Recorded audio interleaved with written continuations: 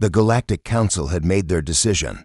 Alexa Morrison, human environmental surveyor, was to be abandoned on Verdanta 7, a Class 12 death world where nothing from civilized space had ever survived. More than 48 hours. You have violated protocol for 147, announced the Zithian judge, his crystalline form refracting the courtroom lights into sharp, accusatory beams. Interfering with a protected ecosystem carries only one sentence. Alexa stood defiant in the defendant's chamber, her dark hair pulled back in a practical braid, cargo pants still stained with mud from her last expedition. I was trying to save those Quillan refugees. That protected ecosystem was their only refuge. The law is absolute, the judge replied coldly. You will be dropped on Verdanta 7 with standard survival gear. May the void have mercy on your fragile organic form. Knox Chen, her partner and fellow surveyor, pushed through the courtroom crowd. This is insane. Humans can survive, let me go with her. But the guards had already sealed Alexa in the transport pod. Verdanta 7 was worse than the horror stories suggested. Alexa's pod crashed through the triple canopy jungle, emergency thrusters barely slowing her descent before she slammed into a clearing carpeted with bioluminescent fungi.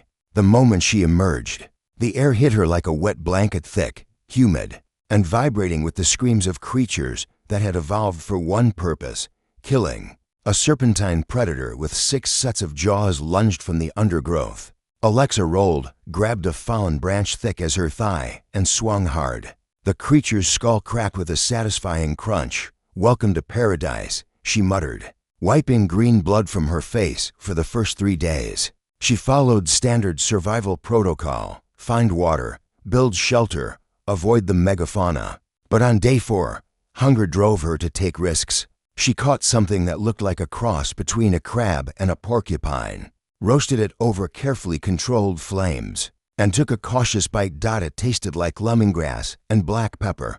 Alexa blinked in surprise, took another bite, then laughed, a sound that echoed through the jungle, like a challenge to every predator within earshot. She didn't care. This was delicious.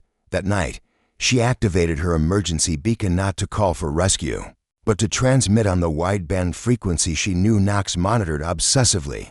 Knox, if you're listening, she said into her recorder, I found dinner. Something the locals call, well, I call it razor crab.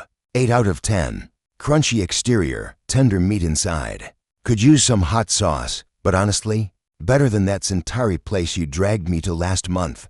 We'll send coordinates for recipe. She knew it was petty. She knew it was ridiculous. But if the Galactic Council wanted to leave her here to die, she'd at least die on her own terms. Knox received the transmission at 0300 station time. He nearly dropped his coffee. She's reviewing food. He whispered to the empty room, then laughed until tears ran down his face. That was so perfectly Alexa turn a death sentence into restaurant commentary. But his amusement shifted to determination. If she was alive after 4 days, humans could survive Verdanta 7. He just had to prove it to the council. Alexa's reviews kept coming. Day 7, found these purple berries. Spicy, really spicy. Like Dragon Fire Wing Challenge spicy. 9 out of 10. Would recommend for hangovers or chemical warfare. Day 14, caught an amphibian thing that screamed when I grabbed it. Felt bad, but it tastes like butter poached lobster. 7 out of 10. Too much screaming during prep. Day 22, made soup from roots, those razor crabs, and something that might be space garlic. Knox, you'd lose your mind over this. 10 out of 10. Opening a restaurant if I ever get off this rock. The transmissions went viral. Within a month, Alexa had become an interstellar sensation. Galactic networks broadcast her reviews. Food critics from 12 systems analyzed her descriptions. A Centauri celebrity chef offered her a show contract. The Quillan refugees she'd saved started a petition, with 3 billion signatures demanding her release. The Galactic Council convened an emergency session. This is unacceptable, sputtered the Zithian judge. She was meant to perish, not provide culinary entertainment.